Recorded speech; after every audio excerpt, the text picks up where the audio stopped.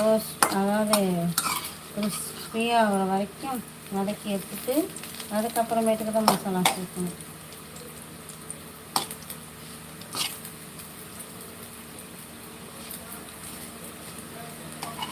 பிரியாணி நல்லா கிறிஸ்பியாக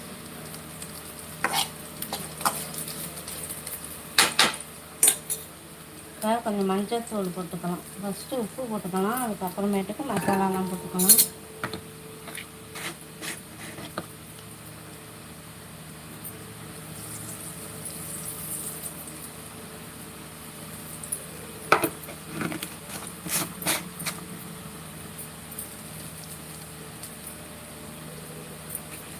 அடுப்பை லோ ஃப்ளேமில் வச்சுக்கிட்டு இந்த மசாலாலாம் போட்டுக்கோங்க.